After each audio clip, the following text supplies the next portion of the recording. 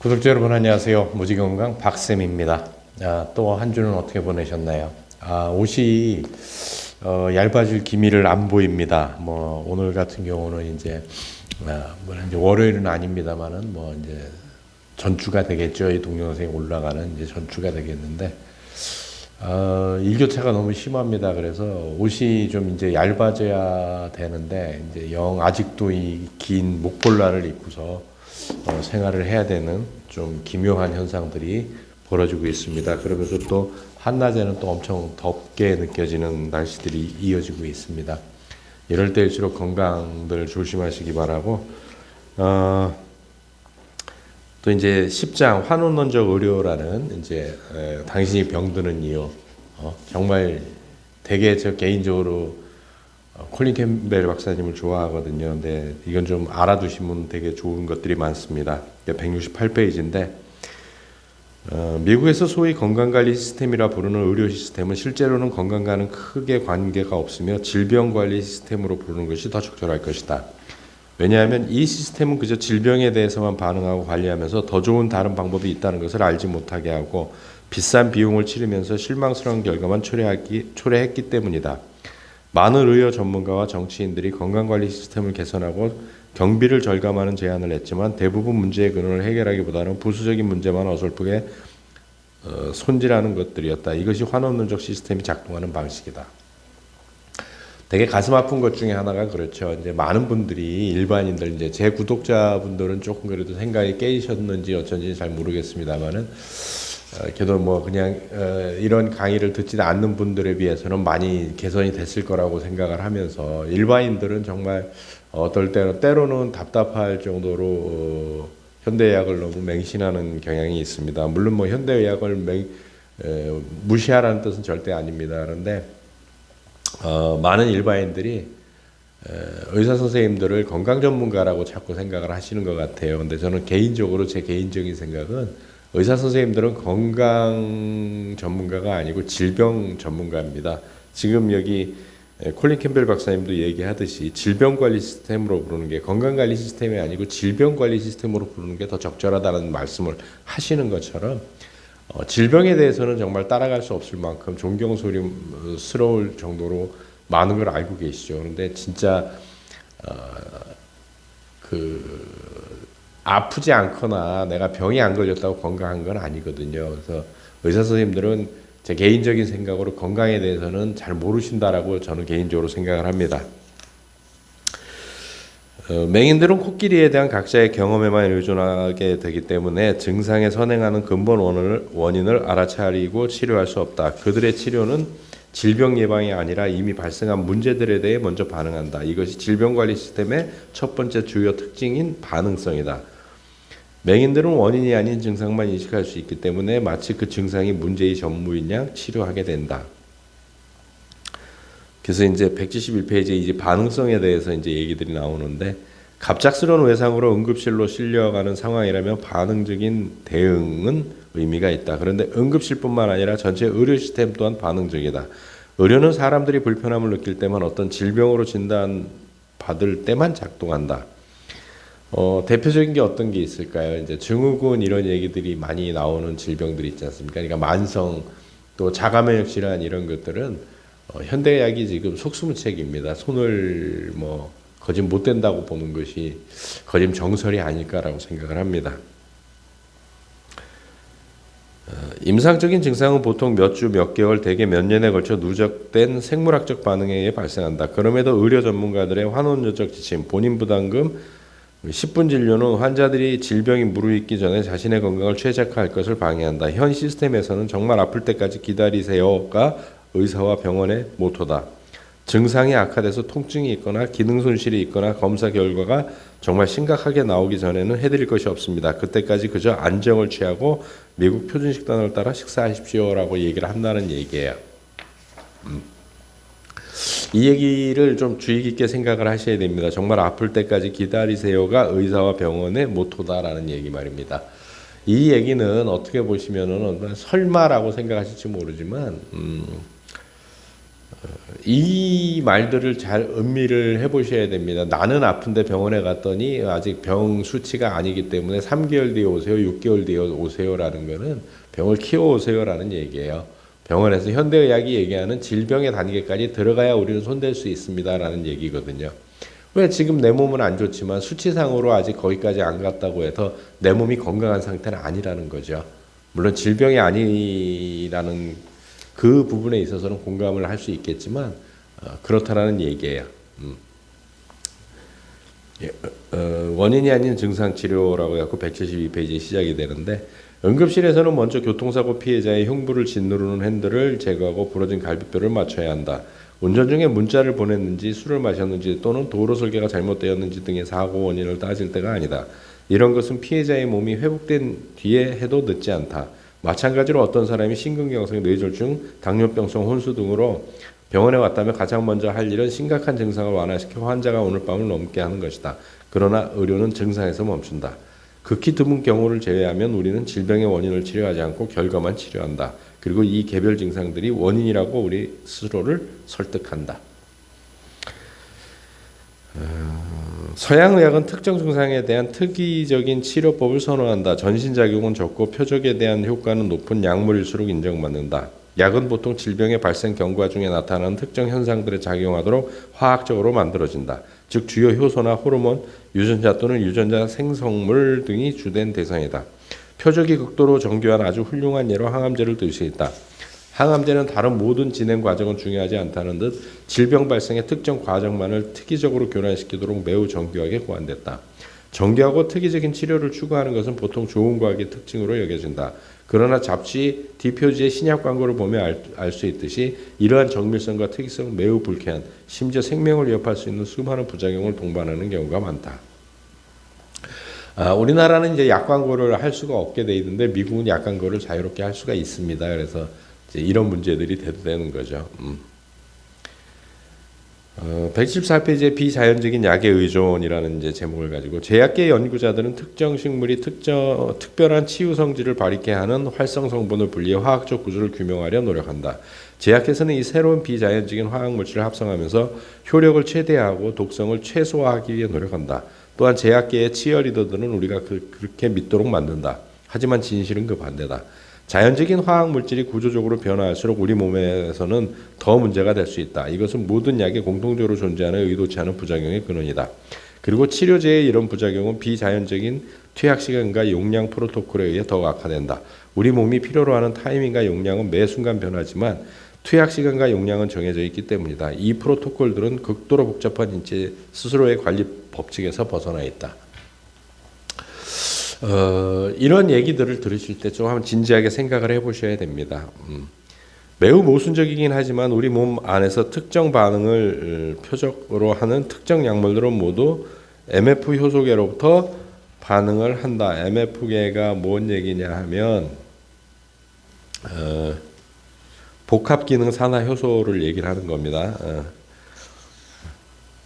그러나 이미 살펴본 바와 같이 생화학의 세계에서는 정밀 조준 공격 같은 것은 없다. 따라서 질병 치료에 이른 화학 물질을 사용하는 전략은 마음을 구하기 위해 마을을 태운다는 마을을 구하기 위해 마을을 태운다는 악명 높은 베트남 전쟁 전략과 비슷하다. 실제 전쟁과 같이 이런 전략은 부수적 손상, 예상 가능한 죽음의 흔적을 남긴다. 현실에서 부작용의 문제는 더 심각해진다. 어떤 화학 물질에 의해 발생한 부작용을 치료하고 두 번째 치료제가 투입될 수 있다. 그리고 이전에 투입된 약물이 남긴 흔적들을 닦아내려고 세 번째, 네 번째 치료제가 투입될 수도 있다. 또 시간이 지남에 따라 약물 용량도 증가하는 경우가 많은데 이는 약물이 작용하기 전에 우리 몸이 이 약물을 해독하고 배설하는 능력을 점점 더 향상시키기 때문이다. 그리고 우리는 이렇게 약이 쌓이는 것을 당연한 것이라고 착각한다. 약을 드시는 이유가 뭡니까? 이런 질문을 저는 굉장히 많이 던졌었거든요. 그 질병이 낫기 위해서 약을 드신다고 말씀들을 하세요. 근데 그러면 약을 계속 먹을수록 약이 줄어야 되는데 줍니까? 만성질환에 있어서. 고혈압이나 당뇨 약이 줍니까? 오히려 늘 겁니다. 늘다 보니까 여러 가지 문제들이 또 발생을 하게 되는 거죠. 또 이제 176페이지에 다른 이름의 질병이라는 제목을 가지고 시작되는데 의료계에서 사용되는 언어와 그 언어를 사용하는 방법은 환원론적 경영을 더욱 강화시켜 인체를 모든 요소가 상호작용하며 서로 영향을 미치는 통합된 하나의 시스템으로 보는 것을 어렵게 한다. 가장 좋은 예는 질병이라는 단어에서 찾을 수 있다. 가끔 의료계가 질병의 존재를 부인할 때도 있다. 예를 들면 만성피로증후군, 만성근골격계 통증, 섬근유통 등이 최근의 예다. 많은 의사가 이런 질병명을 들으면 눈을 굴리면서 다른 진단명, 건강염려증으로 바꾼다. 우울증으로도 바꿉니다. 마음의 병이라고 정신병이라고도 얘기를 합니다. 정신치료를 받으라고도 얘기를 합니다. 의사들이 이런 증상들을 질병으로 고려하지 않는 이유는 감염, 면역반응 등과 같은 환원론적인 병리학 기준으로 설명되지 않기 때문이다. 다시 말해 의사가 객관적인 검사로 진단할 수 없다면 실제하는 질병이 아니다. 질병은 단지 의료계가 자의적으로 질병이라고 부르는 것일 뿐이다. 특히 면역 반응은 너무 다양합니다. 똑같은 질병에 걸려도 개인마다 너무 차이가 많이 납니다. 그래서 더더욱 인정을 안 하려고 하죠. 인정을 못 하죠. 왜? 지금 여기 얘기한 대로 객관적인 검사로 진단할 수 없기 때문에 질병으로 취급을 안 하는 경향이 굉장히 강합니다. 180페이지에 자연은 우리가 인정하려는 것보다 훨씬 더 뛰어나게 생물학적 기능을 적절히 조절하고 있다. 일단 우리가 건강을 유지하는 일에 인체의 무한하고 복잡한 능력을 인정한다면 만병통치라는 개념을 이해할 수 있다. 자연 식물식을 무한대에 가까운 다양한 성분들이 교향곡처럼 조화롭게 작동하는 하나의 치료법으로 상상한다면 이 약은 광범위하고 다양한 질환에 작용해 만병통치라 부를 수 있다. 잘못된 영양은 현재의 질병관리 시스템이 인정하는 것보다 더 광범위하게 많은 질병을 일으키고 반대로 건강한 영양은 이 모든 병뿐만 아니라 그 이상의 것을 치료할 수 있다. 결국은 우리가 어떤 것을 먹느냐, 그러니까 무엇을 먹느냐, 이제 콜린 캠벨 박사님의 전 책 무엇을 먹을 것인가에서도 굉장히 강조하셨지만 결국 무엇을 먹을 것인가가 내 몸을 결정하는 거죠. 내 건강을 결정하고요. 의료는 우리의 건강이 질병이라고 인정되는 수준까지 망가졌을 때 삼키는 합성 화학물질과 동의어가 돼버렸다. 의료행위란 화학물질을 우리 몸에 처리하는 것을 뜻한다. 물론 화학물질, 심지어 합성된 화학물질도 사용해야 할 때가 있다. 그러나 다른 모든 것이 효과를 보지 못할 때만 그렇다. 환원론적 질병관리법은 건강관리의 마지막 보조수단이 되어야 한다. 주된 수단이 될 수는 없다. 이런 거에 대해서 좀 깊이 생각을 사실은 해보셔야 됩니다. 그냥 너무 편하게만 생각들을 하시는 것 같아요. 지금 집에 가정에서 약을 가지고 계시면 그 케이스째 다 갖고 계시면 거기서 그 용지에서 부작용들을 한번 살펴봐 보십시오. 효능보다 부작용이 훨씬 더 많을 겁니다. 우리는 그런 것들을 너무 겁 없이 그냥 아무 생각 없이 사용하고 있는 거죠. 이렇게 해서 10장이 끝납니다. 환원론적 의료에 대한 얘기인 거고 이제 11장은 이제 환원적 영양제에 대한 얘기들 또 이렇게 쭉 나옵니다. 건강관리 시스템 내에서 환원론적 접근을 하는 전문가 집단은 의사뿐만이 아니다. 자연치유 혹은 자연의학 전문가들도 자연 배경에서 벗어난 화학물질들이 자연식품만큼 좋거나 그보다 더 좋다는 이데올로기에 사로잡혀 있다. 처방약처럼 약초의 활성 성분으로 추정되는 것을 합성하는 대신 영양제 제조업자들은 건강이나 치료에 도움이 된다고 알려진 혹은 믿고 있는 음식에서 활성 성분을 추출한다. 그리고 처방약과 마찬가지로 이 활성 성분은 자연 상태의 식물성 식품으로부터 분리될 때 불완전하고 불충분하고 예측 불가능하게 작용한다. 제가 녹차 예를 가장 많이 들어드리지 않습니까? 녹차에 카테킨이 항암 효과가 있다고 해서 카테킨만 뽑아서 먹으면 과연 항암 효과가 있을까요? 그렇지 않습니다. 녹차의 여러 가지 성분들 그리고 과학적으로 다 밝혀지지 않은 파이토케미컬이라고 하죠. 그런 것들이 다 어우러졌을 때 그 녹차라는 것이 제 기능을 하는 것이지 카테킨이라는 성분이 주요 성분이라고 해서 그것만 뽑아서 추출해서 먹는다고 하면 과연 그것이 우리 몸에 도움이 되겠느냐. 콜린 캠벨 박사님도 그런 말씀을 하시는 겁니다. 영양이라는 과정은 완전히 총체적이다. 인체가 특정 영양소를 이용하는 과정은 그 영양소와 함께 섭취하는 다른 영양소의 존재에 따라 결정된다. 만약 당신이 비타민C 알약을 먹는다면 비타민C의 효능을 돕는 조연들이 등장할 기회를 놓친다는 뜻이다. 그래서 일부 제조사는 플라보노이드 같은 조연을 추가하지만 여전히 사람들은 자연 상태의 사과에는 있지만 알약에는 없는 성분의 중요성을 제대로 알지 못한다. 사과에는 수백 아니 수천 개의 화학물질이 있고 아까도 말씀드렸지만 아직 과학이 그 성분에 다 파악할 수 없는, 과학으로 밝혀지지 않았지만 유효한 성분들을 이제 파이토케미컬이라고 하는데 그 수천 개의 화학물질에 포함되는 것이죠. 그 각각은 다시 수천 가지의 반응과 대사 시스템에 영향을 미친다는 것은 이제 의문의 여지가 없다. 비타민 C와 같은 효과를 내는 화학물질들의 엄청난 수와 농도는 사과가 건강에 좋은 이유가 비타민 C나 다른 단일 화학물질 때문이라는 생각에 심각한 도전을 제기한다. 근데 요즘에 이제 사과 자체도 좀 문제가 많죠. 왜냐하면 농약으로 키우고 원래 제철에 사과를 먹어야 되는데 요즘은 겨울에도 먹고 물론 뭐 저장한 것도 있고 아니면 또 하우스를 통해서 나오고 이러다 보니까 저는 이제 무엇을 먹을 것인가도 중요하지만 그거보다 더 중요한 시대가 이제 어떻게 먹을 것인가가 더 중요한 시대가 되지 않았나라고 개인적으로 생각을 합니다. 이런 모수는 비타민 C 같은 항산화 성분 혹은 다른 과일이나 채소에만 해당되지 않는다. 어떤 자연식품에서 추출된 어떤 성분들에 대해서도 마찬가지다. 음식에 있거나 인체 내에 순환하는 건강에 도움이 되는 화학물질들은 화학적으로 유사한 집단으로 나눌 수 있는데 이 집단은 수백 수천 가지까지는 아니더라도 수십 가지의 유사물질로 구성되어 있고 이 유사물질들은 비슷한 작용을 하지만 효력은 매우 다양하다. 그렇다고 또 똑같은 그 성분들이 들어간다고 해서 모든 사람들에서 똑같은 기전을 일으키는 건 절대 아닙니다. 그때 상황, 그 사람의 컨디션이라든지 그 사람의 그 상황, 그 다음에 환경 이런 것들에 다 영향을 받기 때문에 그렇습니다. 환원론자들은 사과 자체를 건강을 향상시키는 것으로 보지 못한다. 만약 사과가 좋다면 사과 자체가 아니라 사과의 매우 작은 부분, 특정 화학물질 때문이라고 생각한다. 그래서 우리가 할 일은 사과에서 그 성분을 추출하고 매일 섭취해야 할 양을 정확하게 규명하는 것이다. 환원론적인 사고방식에서 건강하게 먹는 것은 섭취해야 할 양이 정해진 개별 영양소들의 목록에 따라 빈틈없이 영양소를 관리하는 것이 되었다. 하지만 자연에서 베타카로틴이 그 자체로 존재하지 않으며 당근에서 베타카로틴을 잘라낼 수도 없다. 하지만 불행히도 영양제 산업은 끊임없이 이런 시도를 하고 있다. 영양에 대한 환원적 사고의 두 가지 가정은 다음과 같다. 건강한 식품에는 하나의 활성 성분이 있고 그 효과를 유지하면서 이 성분을 추출할 수 있다. 이 두 가정이 영양제 산업의 기반이 된다. 우리에게 필요한 모든 성분은 알약이나 파우더로 만들 수 있다는 기술적 환상을 토대로 영양제 산업은 이 활성 성분들을 추출하고 합성하려고 건강에 도움이 된다고 알려진 식품들을 무자비하게 분석하고 있다. 추출된 개별 영양소의 자연적인 것은 결코 없다. 중요한 것은 당신이 이런 자연 알약의 마케팅 방법을 좋아하는지 여부가 아니라 이러한 비타민을 비롯한 관련 영양제들이 장기적으로 당신의 건강에 미치는 영향이다.